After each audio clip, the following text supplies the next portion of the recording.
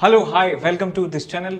तो आज हम स्टार्ट करने जा रहे हैं लेक्चर नंबर 5 जिसका टाइटल है साउंड वेव्स। इस लेक्चर के दो सेगमेंट्स होने वाले हैं। पहले सेगमेंट में हम बात करेंगे इस चैप्टर के जो इंपॉर्टेंट टॉपिक्स हैं उनके बारे में, और इसके दूसरे सेगमेंट में हम प्रीवियस ईयर्स के क्वेश्चंस सॉल्व करने वाले हैं। ठीक है, और ये जो पूरी की पूरी सीरीज है, इसके जितने भी वीडियोस हैं वो सारे के सारे फ्री हैं और आप उन्हें देख सकते हैं। You can binge watch them at NKC sir _IITD इस YouTube चैनल पर आप इनको ढूंढ सकते हैं। प्लेलिस्ट बनी हुई है और आप जेईई मेन की जो आपकी तैयारी है उसमें और 4 चांद आप लगा सकते हैं। तो आगे चलते हैं। इसमें सबसे पहले हमारे पास है इसकी इक्वेशन। तो साउंड वेव के बारे में आप एक बात तो जानते होंगे कि ये एक लॉन्गिट्यूडनल टाइप की वेव है। लॉन्गिट्यूडनल टाइप की वेव है, इसका मतलब क्या है कि जिस डायरेक्शन में वेव का मोशन होता है, जिस डायरेक्शन में डिस्टरबेंस मूव करता है, उसी डायरेक्शन में पार्टिकल्स का डिस्प्लेसमेंट होता है। तो यहाँ पे जो पार्टिकल के डिस्प्लेसमेंट की डायरेक्शन है वो पार्टिकल के डिस्प्लेसमेंट इस तरीके से होता है और डिस्टरबेंस जो है वेव का वो इस डायरेक्शन में होता है। ये यदि वेव की वेलोसिटी इस डायरेक्शन में मूव होती है, इस डायरेक्शन में होती है, और पार्टिकल की वेलोसिटी भी इसी डायरेक्शन में होती है, एक सेम लाइन में होती है। ठीक, इसकी इक्वेशन यदि हम डिस्प्लेसमेंट की फॉर्म में लिखें, पार्टिकल के डिस्प्लेसमेंट की फॉर्म में यदि इसकी इक्वेशन लिखना चाहें तो ये आती है y = a sin of omega T minus K x, या के एक्स माइनस ओमेगा टी आप लिख सकते हैं। यहाँ पे a एम्पलीट्यूड, ये सब चीज आप पढ़ चुके हैं। और इस इक्वेशन को प्रेशर की फॉर्म में लिखा जाता है, बिकॉज हम जानते हैं कि पार्टिकल्स के मूवमेंट से, मीडियम के पार्टिकल्स के मूवमेंट से ही प्रेशर जनरेट होता है। तो प्रेशर के चेंज की फॉर्म में इस इक्वेशन ऑफ साउंड वेव को लिखा जा सकता है। Equation of any longitudinal wave को लिखा जा सकता है, और वो हम लिखते हैं कुछ इस तरीके से, डेल्टा पी प्रेशर में change is equal to maximum pressure में change delta P not into cos of omega T minus K X. इस तरीके से उसकी इक्वेशन लिखी जाती है। यहां पे जो डेल्टा पी नॉट होता है बेटा, इसे कहा जाता है प्रेशर एम्पलीट्यूड, प्रेशर एम्पलीट्यूड। और इस प्रेशर एम्पलीट्यूड की वैल्यू होती है बी ए के। बी का मतलब यहां पे है बल्क मॉडुलस। बल्क मॉडुलस आपने मॉडुलस ऑफ इलास्टिसिटी पढ़े होंगे, Young's modulus, bulk modulus, modulus of rigidity, वो सब यहां पे है। ए जो है वो एरिया ऑफ क्रॉस सेक्शन है। एरिया ऑफ क्रॉस सेक्शन, किस एरिया से ये साउंड वेव जो है जा रही है, और के यहां पे जो है ये आपका वेव नंबर है। ठीक, ये आपका वेव नंबर है। ठीक है, अब इसके बाद हम बात करने जा रहे हैं कुछ कैरेक्टरिस्टिक, कुछ बेसिक प्रॉपर्टी इस वेव की। तो यहां पे हम लिखें कैरेक्टरिस्टिक ऑफ दिस वेव। तो इसमें सबसे पहले हम बात करते हैं स्पीड ऑफ वेव की। स्पीड ऑफ वेव, यदि आपको इक्वेशन दी हुई है, तो आप ये लिख सकते हैं v wave is equal to coefficient of omega divided by coefficient of k। Coefficient of omega, coefficient of t divided by coefficient of x, ये होती है स्पीड ऑफ वेव। इसको आप ये भी लिख सकते हैं ओमेगा बाय k, इसको आप लिख सकते हैं लैम्डा बाय t, इसको लिख सकते हैं f इंटू लैम्डा। और यहाँ पे जो ओमेगा है और टाइम पीरियड है उनमें आपस में रिलेशन फाइंड किया जा सकता है। t is equal to 2 pi by omega, और omega is equal to 2 pi F, और t is equal to 1 by F, k is equal to 2 pi by lambda, 2 pi by lambda. ये सब बातें यहाँ पे लिखी जा सकती हैं। अब साउंड की स्पीड की बात करें, हम साउंड की स्पीड की बात करें इन सॉलिड्स।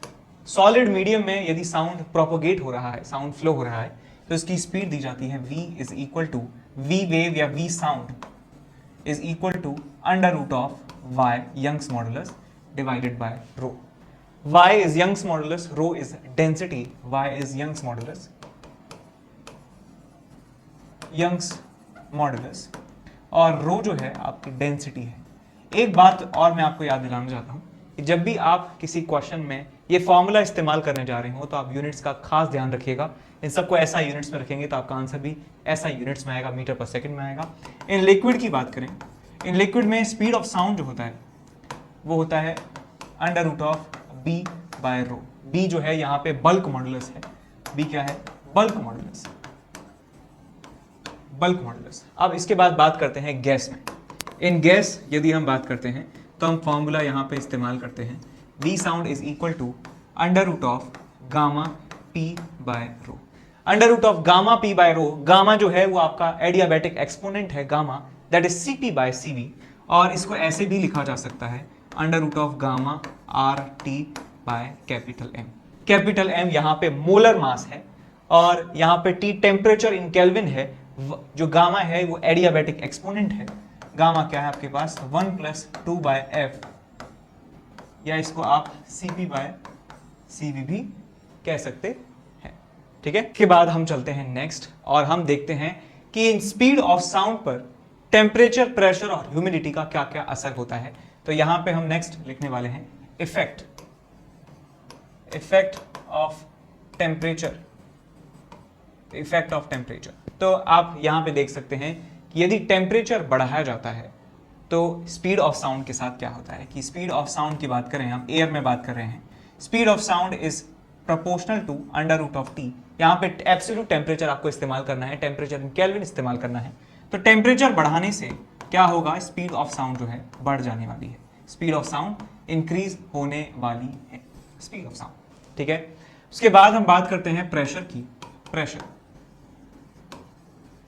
प्रेशर चेंज करने से स्पीड ऑफ साउंड चेंज नहीं होती है, बिकॉज हमने यहां पे फॉर्मूला देखा है कि speed of sound is proportional to P by rho, और रो आप जानते हैं क्या होता है, PM अपॉन RT। तो यहां से यदि मैं इसको रो को PM अपॉन RT लिख देता हूं, PM अपॉन RT, तो यहां से P से P कैंसिल आउट हो चुका है। तो इसका मतलब ये हुआ कंक्लूजन कि प्रेशर को बढ़ाने से डेंसिटी भी बढ़ जाती है, ओवरऑल ये पूरी क्वांटिटी जो है ये कांस्टेंट रहती है। इसका मतलब ये है कि प्रेशर बढ़ाने से जो स्पीड ऑफ साउंड है वो चेंज नहीं होता है, कांस्टेंट रहता है, चेंज नहीं होता है। उसके बाद हम बात करते हैं थर्ड, ह्यूमिडिटी की। ह्यूमिडिटी, जब सराउंडिंग, ह्यूमिडिटी का मतलब होता है कि वाटर का परसेंटेज, H2O का परसेंटेज। जब एयर में ह्यूमिडिटी ज्यादा हो जाती है तो इस बात का मतलब यह है कि वहां पे, क्योंकि अपने सराउंडिंग में मैक्सिमम क्या है, ऑक्सीजन है, ऑक्सीजन O2 है, और O2 का जो मॉलिक्यूलर वेट है वो कितना है आपके पास 32, और H2O की बात करें, H2O का मॉलिक्यूलर वेट कितना है आपके पास 18। तो इसमें से भारी कौन है, ऑक्सीजन है कंपेयर टू H2O मॉलिक्यूल। जब एयर में वाटर का जो कंटेंट है वो ज्यादा हो जाता है, यानी कि हल्के पार्टिकल इन भारी पार्टिकल को रिप्लेस कर देते हैं, तो एवरेज मॉलिक्यूलर वेट जो होता है, पूरी एयर का मॉलिक्यूलर वेट क्या होगा, ह्यूमिडिटी बढ़ाने से जो पूरे सिस्टम का मॉलिक्यूलर वेट है वो क्या होता है, डिक्रीज होता है। और हमने अभी ये देखा है पिछले फॉर्मूले में, under root of gamma RT by M, यदि मॉलिक्यूलर वेट यहां पे यदि डिक्रीज होने वाला है तो ओवरऑल स्पीड ऑफ साउंड क्या कह सकते हैं, इंक्रीज होने वाली है। तो इसका मतलब ह्यूमिडिटी बढ़ाने से स्पीड ऑफ साउंड जो है वो इंक्रीज होता है। अब इसके बाद हम बात करते हैं इंटेंसिटी ऑफ साउंड की। नेक्स्ट हमारे पास है इंटेंसिटी ऑफ साउंड।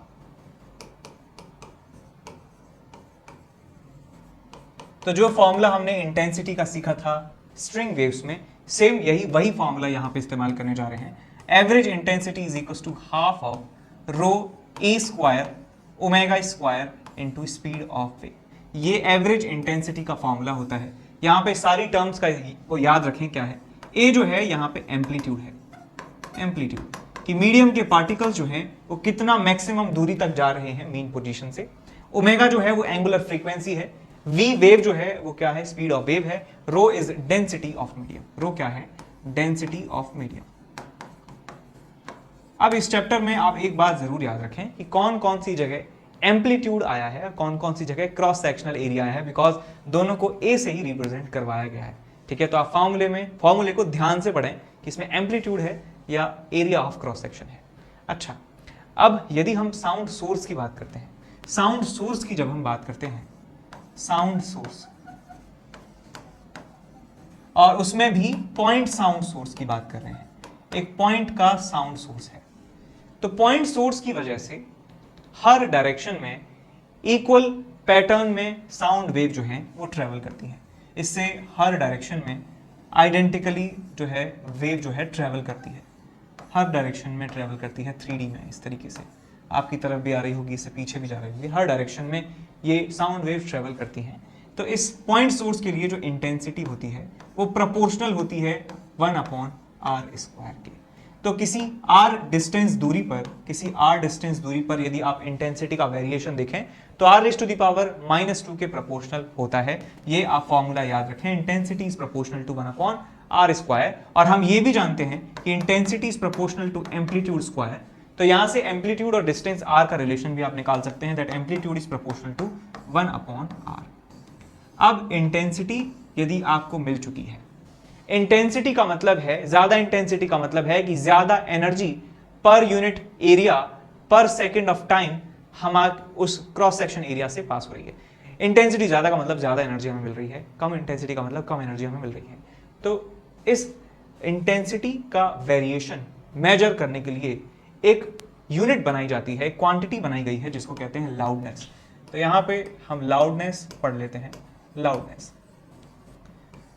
तो लाउडनेस को मेजर किया जाता है डेसिबल में, लाउडनेस, और इसका सिंबल है L, और इन डेसिबल इसका फॉर्मूला होता है 10 log to the base 10 I/I0, 10 log I/I0, ये इसका फॉर्मूला होता है। और आपको रिजल्ट यहां पे किस में मिलता है, डेसिबल में मिलता है, where I0 is equal to 10⁻⁻12 watt per metre square. ये वो मिनिमम इंटेंसिटी है जिसपे इंसान को सुनना स्टार्ट होता है, यानी इतनी, इससे कम इंटेंसिटी का साउंड हमें नहीं सुनाई देगा, इससे ज्यादा इंटेंसिटी का साउंड ही हमें सुनाई देता है। तो ये आपके पास है थ्रेशोल्ड वैल्यू, थ्रेशोल्ड इंटेंसिटी, याद रखें वैल्यू 10⁻⁻12। तो लॉ के जो सिंपल रूल्स होते हैं, लॉ की जो सिंपल प्रॉपर्टीज हैं, उनकी सहायता से ऐसे क्वेश्चंस को, लाउडनेस के क्वेश्चंस को सॉल्व किया जा सकता है। आपसे वो क्या पूछ सकते हैं, आई की वैल्यू देंगे, I0 आपको पता ही है, तो आपसे लाउडनेस पूछ लेंगे, या लाउडनेस आपको दी जाएगी, आपसे आई की वैल्यू पूछी जा सकती है। ऐसे क्वेश्चंस आते हैं। इसके बाद हम चलते हैं इंटरफेरेंस की तरफ, इंटरफेरेंस की तरफ। तो इंटरफेरेंस हमने कल भी बताया था कि जब किसी एक पॉइंट पर दो वेव इंटरफेयर करती हैं, मान लीजिए आपके पास एक पॉइंट P है और इस पॉइंट P पर वेव जो है वो यहां से आकर मिल रही है P पर, और एक S2 से P पॉइंट पर वेव आकर मिल रही है, और S1 वेव P पॉइंट पर आकर Y1 के बराबर डिस्प्लेसमेंट प्रोड्यूस कर रही है, और S2 से निकलकर वेव P पॉइंट पर आकर Y2 डिस्प्लेसमेंट प्रोड्यूस कर रही है।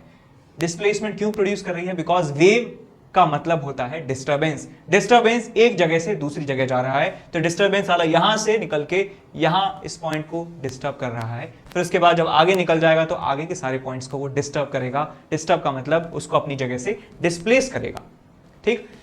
तो इस पॉइंट पर जो टोटल डिस्प्लेसमेंट होता है इन दोनों की वजह से, Y रिजल्टेंट, उसकी वैल्यू होती है प्रिंसिपल ऑफ सुपरपोजिशन से Y1 प्लस Y2 के बराबर। यदि मैं कहता हूं कि इसकी वजह से जो डिस्प्लेसमेंट है वो A1 sine omega T minus kx है, या ओमेगा टी कह सकते हैं सिंपली, और इसकी वजह से यहां पर क्योंकि x तो सेम है इस जगह पे, और y2 की जो वैल्यू है वो किसके बराबर है, A2 sine omega T plus five. तो इनके एम्पलीट्यूड जो है वो वेक्टर्स की तरह ऐड हो जाते हैं।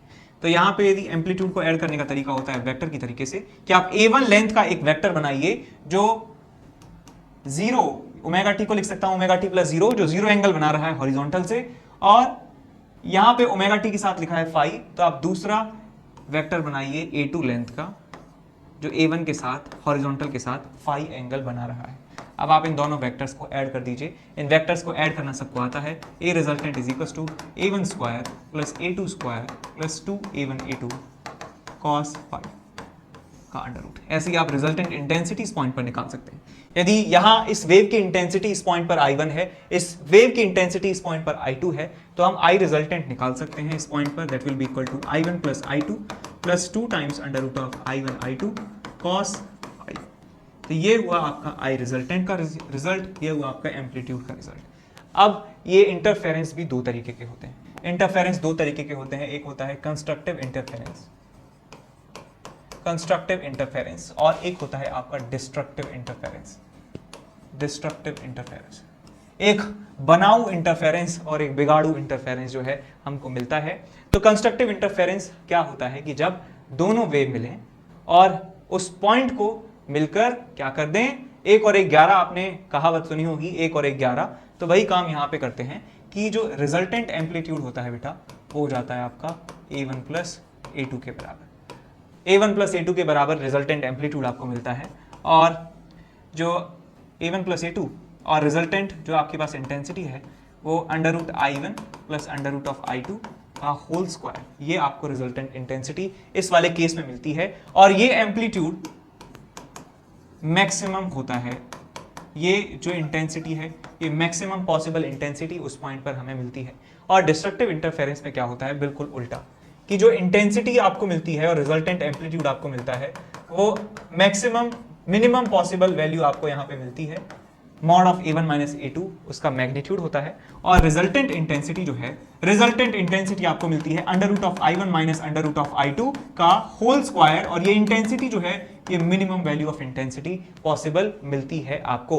अब ऐसा कब होता है और ऐसा कब होता है, तो ऐसा कब, तो जब फेज का डिफरेंस, उन वेव्स के बीच में फेज का डिफरेंस यदि 2n पाई के बराबर है, 2n पाई, और यहां पे n क्या है बेटा 0 1 2 3 एंड सो ऑन। इसका मतलब क्या हुआ, डेल्टा फाई की वैल्यू 0 है या 2 पाई है या आपके पास 3 पाई है, नहीं 2 4 पाई, 2 पाई 4 पाई 6 पाई, इवन मल्टीपल ऑफ पाई है 8 पाई 10 पाई, इस तरीके से फेज का डिफरेंस है तो कंस्ट्रक्टिव इंटरफेरेंस होता है। और यहां पे ये डिस्ट्रक्टिव इंटरफेरेंस कब होता है, जब डेल्टा फाई की जो वैल्यू है वो 2n प्लस 1 पाई के बराबर होती है, यानी ऑड मल्टीपल्स ऑफ पाई के बराबर जब ये होती है डेल्टा फाई की वैल्यू, फिर n इज इक्वल टू 0 1 2, तब ऐसा होता है। और यहां पे 0 की वैल्यू डाल दीजिए तो डेल्टा फाई आपको मिलेगा पाई, 3 पाई 5 पाई 7 पाई 9 पाई, इस तरीके से फेज डिफरेंस जब आपको मिलेगा तब आपको यहां पे डिस्ट्रक्टिव इंटरफेरेंस आपको मिलने वाला है। अब डेल्टा फाई और डेल्टा एक्स मैंने आपको समझाया था पिछले लेक्चर में कि पाथ डिफरेंस डेल्टा एक्स और फेज डिफरेंस डेल्टा फाई में क्या रिलेशन होता है। तो हम ये याद करेंगे क्या रिलेशन है साहब, कि 2 pi by lambda into delta X is equal to delta phi. यदि हम दो पॉइंट्स की बात करते हैं तो दो पॉइंट्स के बीच में जो पाथ डिफरेंस है उसको मल्टीप्लाई करें 2 पाई बाय लैम्डा से, तो आपको उन दोनों पॉइंट्स के बीच का फेज डिफरेंस मिल जाता है। तो हम इस डेल्टा फाई को पाथ डिफरेंस के टर्म्स में भी लिख सकते हैं कि यदि डेल्टा एक्स की वैल्यू n लैम्डा के बराबर होती है, where n is equal to 0 1 2 3 and so on, तो भी आपको क्या मिलता है, कंस्ट्रक्टिव इंटरफेरेंस मिलता है। और यहां पे डेल्टा एक्स की वैल्यू क्या आ जाएगी, 0 lambda 2 lambda 3 lambda and so on.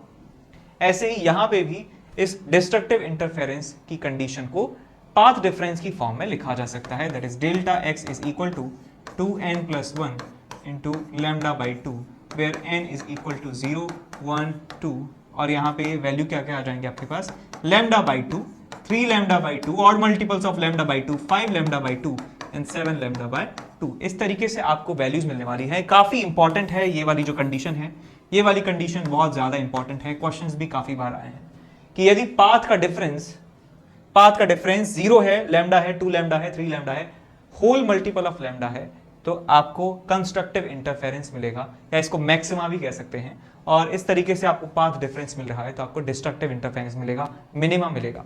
Path difference से मतलब क्या है कि यहां से लेके यहां तक की जो दूरी है, यहां से लेके यहां तक की दूरी है, उन दूरियों के बीच का जो डिफरेंस है वो पाथ डिफरेंस यहां पे कहा गया है।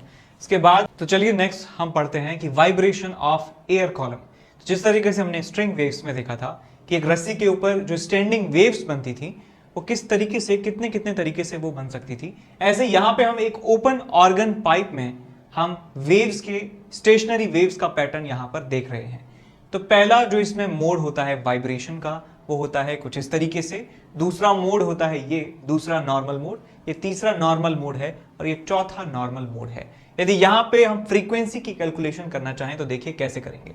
तो यहां पे स्टैंडिंग वेव जो बन रही है ये उसका एंटी नोड है और ये नोड है और ये एंटी नोड है। ये मैंने पार्टिकल का डिस्प्लेसमेंट कुछ इस तरीके से दिखाया है, असली में ऐसे वेव आपको दिखेंगी नहीं, तो यहां पे मैंने आपको इस तरीके से विजुलाइज करवाया है। ऐसी वेव्स नहीं बनती हैं, वो लॉन्गिट्यूडनल वेव हैं, साउंड वेव हैं, आपको दिखेंगी नहीं। लेकिन इस डायग्राम से ये पता आपको चल रहा है कि यहाँ पे जो रखा हुआ पार्टिकल है उसका डिस्प्लेसमेंट मैक्सिमम हो रहा है और यहाँ पे जो पार्टिकल है उसका डिस्प्लेसमेंट जो है वो मिनिमम है। अच्छा, ये बात समझ गए। तो एक एंटीनोड और उसके कॉन्जिक्यूटिव दूसरा एंटीनोड, उनके बीच का जो सेपरेशन है वो कितना होता है, लैम्डा बाय 2 के बराबर। तो ये वाली जो डिस्टेंस है लैम्डा बाय 2 के बराबर है और यही डिस्टेंस जो है वो लेंथ ऑफ ऑर्गन पाइप के बराबर है। तो मैं यहां लिख सकता हूं lambda by 2 is equal to L. Lambda by 2 is equal to L, यहां पे इसको लिख सकते हैं। तो लैम्डा की वैल्यू यहां से आ जाएगी, lambda is equal to 2l, और यहां से आप फ्रीक्वेंसी निकाल सकते हैं। Frequency f is equal to v upon 2l के बराबर इसे आप लिख सकते हैं, v अपॉन 2l। और इस फ्रीक्वेंसी को कहा जाता है फंडामेंटल फ्रीक्वेंसी, इसे कहा जाता है, इसे कहा जाता है, क्या कहेंगे साहब इसको, फंडामेंटल फ्रीक्वेंसी, फंडामेंटल फ्रीक्वेंसी। और ये फ्रीक्वेंसी फंडामेंटल फ्रीक्वेंसी का फर्स्ट एक गुना है, तो इसको फर्स्ट हार्मोनिक भी कहा जाता है। इसको क्या कहते हैं, फर्स्ट हार्मोनिक। ठीक है, ये दोनों नाम आप याद रखेंगे। अब आगे चलते हैं इस सेकंड मोड ऑफ वाइब्रेशन की तरफ। यहां पे एक एंटीनोड, यहां पे एक एंटीनोड, यहां दूसरा एंटीनोड, यहां तीसरा एंटीनोड, यहां। तो एक और एक के बीच में जो सेपरेशन है वो लैम्डा बाई 2 है, इसके और इसके बीच में जो सेपरेशन है वो लैम्डा बाई 2 है, और यही जो है ये लेंथ ऑफ ऑर्गन पाइप के बराबर है। सेम ऑर्गन पाइप यहां पे इस्तेमाल किया गया है। तो यहां पे मैं लिख सकता हूं 2 times lambda by 2 is equal to L. तो यहां से लैम्डा आ जाएगा आपके पास 2l अपॉन 2, और यहां से आपको फ्रीक्वेंसी मिल जाती है f is equal to 2v upon 2l। 2v upon 2l आपको फ्रीक्वेंसी मिल जाती है। और इस मोड ऑफ वाइब्रेशन को क्या कहेंगे, सोचिए, because this frequency is 2 times of fundamental frequency, तो इसलिए इसको सेकंड हार्मोनिक कहा जाता है। तो इसका नाम है सेकंड हार्मोनिक। इसके बाद हम चलते हैं तीसरे मोड ऑफ वाइब्रेशन में। यहां पे एक एंटीनोड यहां है, एक एंटीनोड यहां है, एक एंटीनोड यहां, एक एंटीनोड यहां। किन्हीं भी दो एंटीनोड्स के बीच का सेपरेशन जो है वो लैम्डा बाई 2 है, लैम्डा बाई 2 और लैम्डा बाई 2। तो ये हो गया आपके पास 3 times lambda by 2 is equal to L. तो यहां से आ जाएगा lambda is equal to 2l by 3, और यहां से आपको मिल जाता है frequency f is equal to v by lambda. v by lambda आपको मिलेगा 3 times v by 2l। So this frequency is 3 times the fundamental frequency. तो आप इसको कह सकते हैं कि this is third harmonic, third harmonic है ये सब।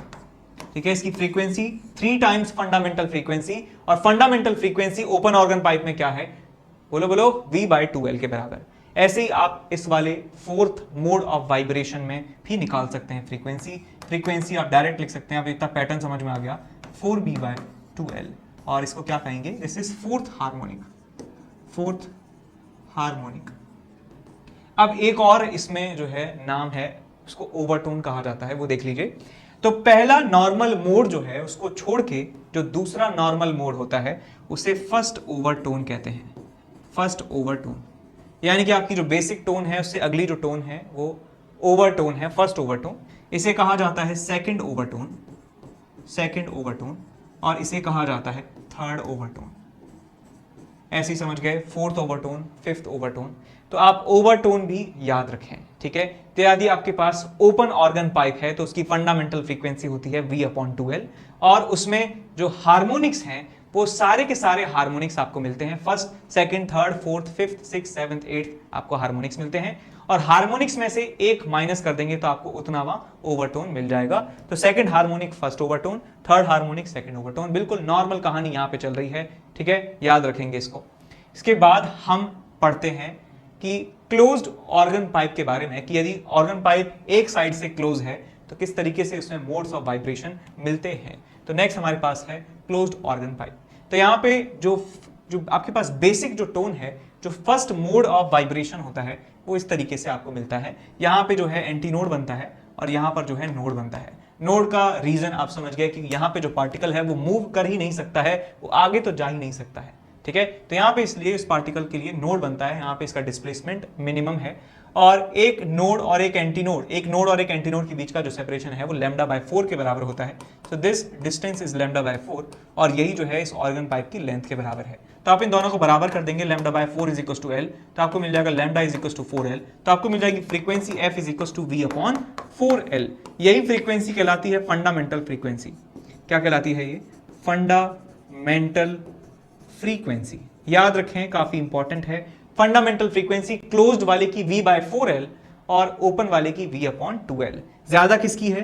ज्यादा है ओपन ऑर्गन पाइप में फंडामेंटल फ्रीक्वेंसी ज्यादा होती है, क्लोज्ड वाले में कम होती है फंडामेंटल फ्रीक्वेंसी, और इसे फर्स्ट हार्मोनिक भी आप कह सकते हैं, फर्स्ट हार्मोनिक।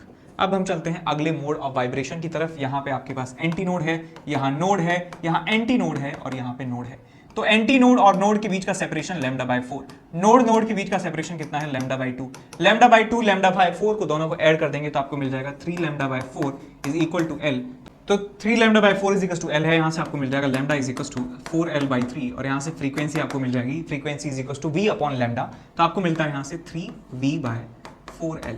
तो दिस फ्रीक्वेंसी हम कह सकते हैं, this frequency is 3 times the fundamental frequency. Fundamental frequency closed organ pipe की V/4L होती है, तो ये फ्रीक्वेंसी 3 टाइम्स है फंडामेंटल फ्रीक्वेंसी का, तो हम इसको कह सकते हैं this is third harmonic. Third harmonic, third harmonic. तो यहां पे फर्स्ट हार्मोनिक हमको मिला, थर्ड हार्मोनिक मिला, लेकिन हमको सेकंड हार्मोनिक यहां पे नहीं मिलता है। ओवरटोन की बात करें तो इस बेसिक टोन के आगे वाली जो टोन है उसे फर्स्ट ओवरटोन ही कहा जाएगा। हार्मोनिक और ओवरटोन में कोई ऐसा रिलेशन नहीं है कि ओवरटोन और हार्मोनिक नहीं, ठीक है। तो इससे अगला मोड जो है वो ओवरटोन कहलाएगा। ये फर्स्ट ओवरटोन है, ये सेकंड होने वाला है, थर्ड होने वाला है, तो फर्स्ट ओवरटोन है ये, फर्स्ट ओवरटोन। इसके बाद देख सकते हैं कि पैटर्न यहाँ पे फर्स्ट मिला है ओवर हार्मोनिक, थर्ड मिला है, अब आपको फिफ्थ मिलेगा और सेवेंथ मिलेगा। तो यहां से आप कह सकते हैं कि इसकी फ्रीक्वेंसी जो है वो 5V/4L के बराबर होती है और इसको कहा जाता है आपका फिफ्थ हार्मोनिक। फिफ्थ हार्मोनिक इसे कहा जाता है और ये क्या है? आपका सेकंड ओवरटोन है, सेकंड ओवरटोन। इससे अगला वाला जो फ्रीक्वेंसी है उस फ्रीक्वेंसी को हम कहेंगे 7V/4L, 7V/4L, और इसे सेवेंथ हार्मोनिक कहेंगे, सेवेंथ हार्मोनिक और थर्ड ओवरटोन, थर्ड ओवरटोन। तो आप यहां पे याद रखें कि जब क्लोज्ड ऑर्गन पाइप की बात करते हैं तो वहां पे हमें सिर्फ और सिर्फ ऑड हार्मोनिक्स मिलते हैं, क्लोज्ड में ऑड हार्मोनिक्स मिलेंगे और फंडामेंटल फ्रीक्वेंसी V/4L के बराबर होती है। ओपन ऑर्गन पाइप में V/2L होती है, क्लोज्ड ऑर्गन पाइप में V/4L होती है। भर भर के क्वेश्चंस इस पे बेस्ड पूछे गए हैं। नेक्स्ट हमारे पास है एंड करेक्शन, इसको ध्यान से सुनेंगे। तो जब भी ऑर्गन पाइप में एंटी नोड बनता है, जब भी मैं यहां पे एग्जांपल ले रहा हूं कि एक क्लोज्ड ऑर्गन पाइप का, और क्लोज्ड ऑर्गन पाइप में मैं आपको एक मोड ऑफ वाइब्रेशन दिखा रहा हूं, तो जब भी एंटी नोड बनता है वेव का, तो वो एंटी नोड उस पाइप की लेंथ के बाहर बनता है, पाइप के थोड़ा सा बाहर बनता है। तो ये है साहब आपके एक्चुअल एंटी नोड की पोजीशन। तो इस पाइप की लेंथ और एंटी नोड तक की जो दूरी है, ये जो डिस्टेंस है, इसे एंड करेक्शन कहा जाता है। तो जो हम λ/4 इज इक्वल टू L लिखा करते हैं, तो एक्चुअल में वो λ/4 इज इक्वल टू L होता नहीं है। λ/4 ज्यादा होता है और लेंथ होती है कम, तो हमें ये जो एक्स्ट्रा लेंथ है इसे माइनस करना होता है। तो इसको हम d से रिप्रेजेंट करते हैं और एक्चुअल में इसकी इक्वेशन लिखी जानी चाहिए with end correction, that λ/4 minus d is equal to L। इस तरीके से एंड करेक्शन के साथ क्वांटिटीज को फिक्स किया जाता है। जो हमें एरर मिल रहा था, इस तरीके से उसको एरर लेस बनाया जाता है। अब ये जो d की वैल्यू है इसे आप याद रख सकते हैं, d is equal to 0.6 into r। r is the radius of the organ pipe, radius of organ pipe. तो ये फॉर्मूला आप याद रखें, और रेजोनेंस ट्यूब एक्सपेरिमेंट जो होता है उसकी सहायता से भी आप एंड करेक्शन की वैल्यू निकाल सकते हैं। कैसे निकालते हैं कि पहले हम इस पाइप की लेंथ को एडजस्ट करते हैं by using the water level. Water level होता है यहाँ पे, उसको कम ज्यादा करके इस पाइप की लेंथ को चेंज कर दिया जाता है। इस पाइप की लेंथ में हमें वेव बन रही है, तो हम पहले लेंथ को कम ज्यादा करके फर्स्ट मोड ऑफ वाइब्रेशन करते हैं, निकालते हैं। उस फर्स्ट मोड ऑफ वाइब्रेशन में ये इक्वेशन लिखते हैं और फिर हम सेकंड मोड ऑफ वाइब्रेशन जो है वहां पे प्रोड्यूस करते हैं और फिर से ऐसी ही इक्वेशन लिखते हैं और फिर इन दोनों इक्वेशंस की मदद से एंड करेक्शन निकाल लिया जाता है। ठीक है, इस तरीके से हम रेजोनेंस ट्यूब एक्सपेरिमेंट की मदद से एंड करेक्शन निकालते हैं और ये इसकी वैल्यू है रेडियस ऑफ ऑर्गन पाइप की टर्म्स में। इसके बाद हम आगे चलते हैं बीट फ्रीक्वेंसी की तरफ। बीट फ्रीक्वेंसी क्या होता है? तो आपने कभी गाना सुना होगा अंग्रेजी बीट थे, तो बीट बीट जो है वो क्या है कि जब भी दो स्लाइटली डिफरेंट फ्रीक्वेंसी का साउंड सुपर इंपोज किया जाता है, इंटरफियर करवाया जाता है, जो दो साउंड है उनकी फ्रीक्वेंसी थोड़ी सी अलग है, तो जो रिजल्टेंट साउंड हमें प्रोड्यूस होता है वो रिजल्टेंट साउंड का जो एम्पलीट्यूड है, यानी कि जो फाइनल साउंड की आवाज है वो कम ज्यादा कम ज्यादा कम ज्यादा कम ज्यादा हमें सुनने को मिलती है। तो उस साउंड की आवाज या साउंड के एम्पलीट्यूड के कम ज्यादा होने की जो फ्रीक्वेंसी है उसे बीट फ्रीक्वेंसी कहा जाता है।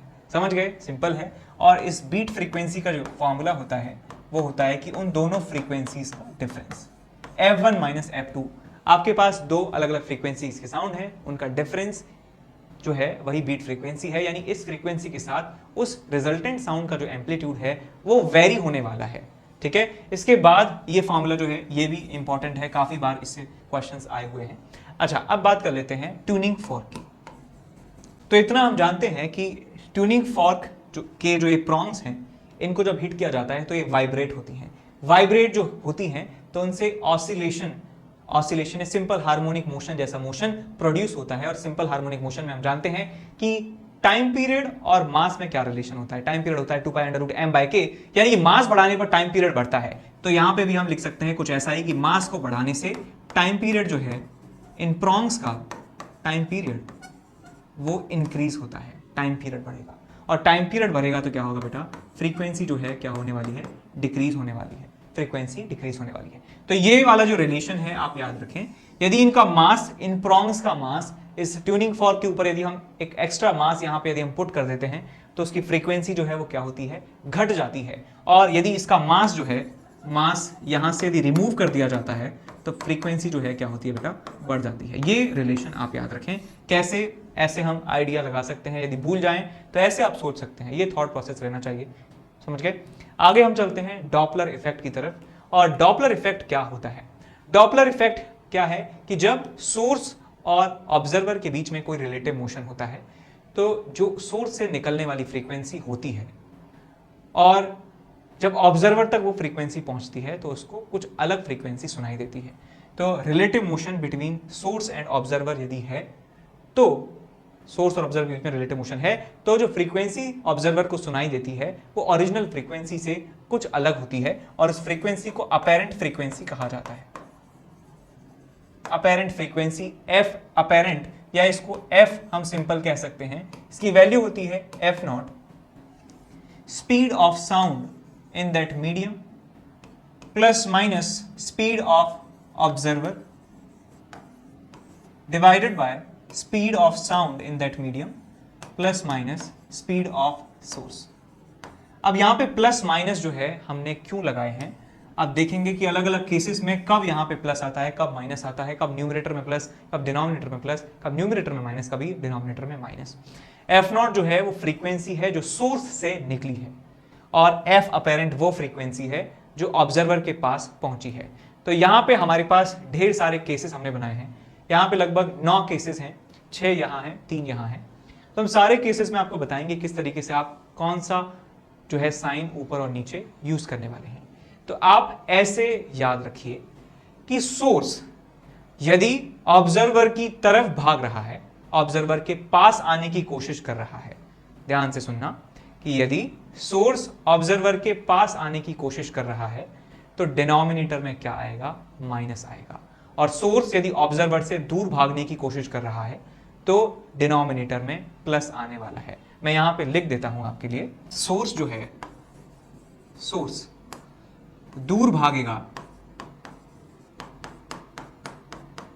दूर भागेगा तो डिनोमिनेटर में जो ये आपके पास फॉर्मूला है, डिनोमिनेटर में क्या आएगा, प्लस आएगा। डिनोमिनेटर में यहां पे प्लस आपको इस्तेमाल करना है। और यदि सोर्स पास आएगा, पास किसके आएगा, ऑब्जर्वर के पास आएगा, तो डिनोमिनेटर में क्या आएगा बेटा, डिनोमिनेटर में माइनस आएगा। ऐसे ही हम ऑब्जर्वर के बारे में लिख सकते हैं कि यदि ऑब्जर्वर दूर भाग रहा है, सोर्स से कोशिश कर रहा है दूर भागने की, तो न्यूमरेटर में क्या आएगा बेटा, माइनस आएगा। और यदि ऑब्जर्वर पास आने की कोशिश कर रहा है सोर्स के, तो न्यूमरेटर में क्या होने वाला है, प्लस आने वाला है। तो ऑब्जर्वर यदि दूर भागेगा या पास आएगा तो हम न्यूमरेटर में प्लस माइनस डिसाइड करेंगे, और सोर्स यदि दूर भागेगा पास आएगा तो हम डिनोमिनेटर में प्लस माइनस वहां से डिसाइड करने वाले हैं। तो ऑब्जर्वर ऊपर है तो इसका जो टाइप ऑफ मोशन है वो डिसाइड करेगा ये वाला साइन, और सोर्स का जो मोशन है वो ये वाला साइन डिसाइड करने वाला है। तो हम यहाँ पे सबसे पहला केस यहाँ पे ले रहे हैं कि सोर्स जो है वो पास आ रहा है ऑब्जर्वर के, और ऑब्जर्वर जो है वो सोर्स से दूर जाने की कोशिश कर रहा है। तो दोनों जो है ये चारों पॉइंट्स का इस्तेमाल करते हुए हम यहाँ पे रिजल्ट लिखने वाले हैं कि एफ की वैल्यू जो है होने वाली है एफ नॉट, यहाँ पे मैं लिख देता हूँ वी वी ओ और वी वी एस। देखना सोर्स आ रहा है पास तो यहाँ पे आएगा माइनस, देख लो सोर्स यदि पास आता है तो डिनोमिनेटर में माइनस, ऑब्जर्वर यदि दूर भागता है तो न्यूमरेटर में भी माइनस आता है, तो यहां पे आएगा माइनस, नीचे भी आएगा माइनस। ठीक है, ये फॉर्मूला आपका बन गया पहले वाले केस के लिए। दूसरे वाले केस की बात करें तो यहां पे आप लिखेंगे f is equal to f naught v v o और वी वी एस, ऐसे लिख लीजिए आप हमेशा। जो ये आपके पास सोर्स है, सोर्स आने की कोशिश कर रहा है पास में ऑब्जर्वर के, तो यहां पे आप लगाएंगे माइनस। ऑब्जर्वर भी पास आने की कोशिश कर रहा है तो आप न्यूमरेटर में लगाएंगे प्लस।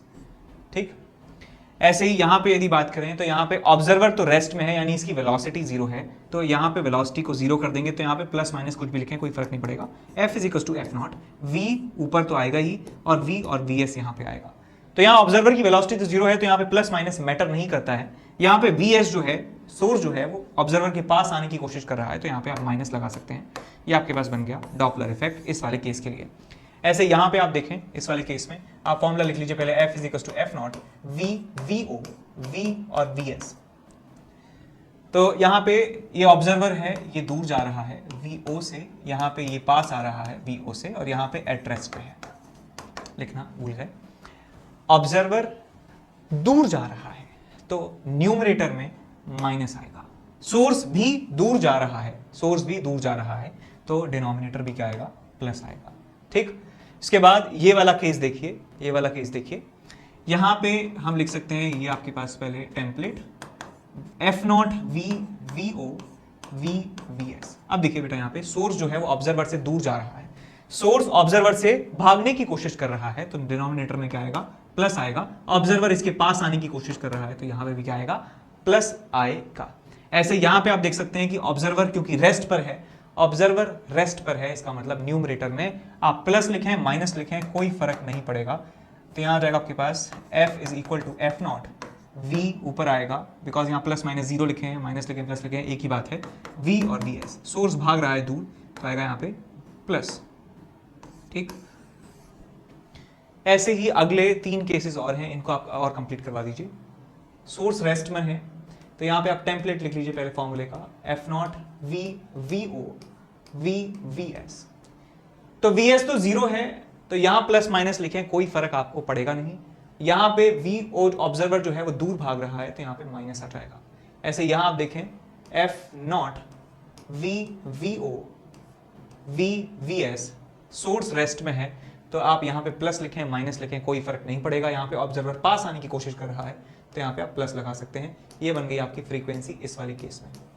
ठीक है, इसके बाद ये दोनों यदि रेस्ट में है तो क्या होगा, तो दोनों यदि रेस्ट में है तो इनके बीच में कोई भी रिलेटिव मोशन नहीं है तो कोई भी डॉपलर इफेक्ट यहाँ पे इस्तेमाल नहीं होगा, तो एफ की वैल्यू जो है वो एफ नॉट के बराबर आ जाएगी। चाहे तो फॉर्मूला भी लगा सकते हैं तो भी आपको f is equal to f naught ही मिलने वाला है। अब आप ये यदि आपको समझ में आ गया तो आप एक बार आंख बंद करके इन सारे केसेस को अपने आप से कर लीजिए। एक बार में कोई गलती होती है तो 2 बार कर लीजिए, आपको ये पूरी जिंदगी भर के लिए याद हो जाएंगे। ठीक है, तो आगे हम चलते हैं नेक्स्ट वीडियो की तरफ जिसमें हम इस सारे टॉपिक से रिलेटेड प्रीवियस ईयर्स के क्वेश्चंस सॉल्व करने वाले हैं, और उन प्रीवियस ईयर्स क्वेश्चंस में 2021 के जो मार्च और फरवरी अटेम्प्ट में क्वेश्चंस आए हैं वो भी इंक्लूडेड होंगे। ठीक है, हेलो बच्चों, जो 11th से 12th मूविंग स्टूडेंट्स हैं और जो इस साल IIT JEE एडवांस क्रैक करना चाहते हैं बच्चों, उनके लिए बहुत ही बेहतरीन बैच स्टार्ट होने वाला है अनअकैडमी पे, इवॉल्व बैच, जो कि 7 अप्रैल से स्टार्ट हो रहा है। यानी कि JEE 2022 में जिनको अपना एग्ज़ाम देना है उनके लिए बैच है। ठीक है बच्चों, और इस बैच में पढ़ाने वाली जो टीम है वो कोटा की टॉप फैकल्टीज़ की टीम है। ठीक है ना, सभी टीचर्स कोटा की टॉप फैकल्टी हैं और इस साल यानी कि इस करंट ईयर में इस टीम ने बेस्ट रिजल्ट दिए हैं और ये अनअकैडमी की नंबर 1 टीम है बच्चों। तो मैं आपको यही कहूँगा कि ये बैच आपके लिए बहुत ही बेनिफिशियल है, और जब भी आप इसको सब्सक्राइब करोगे तो एनकेसी सर लाइव करके कोड डालना मत भूलिएगा, उससे आपको 10% का डिस्काउंट मिलेगा।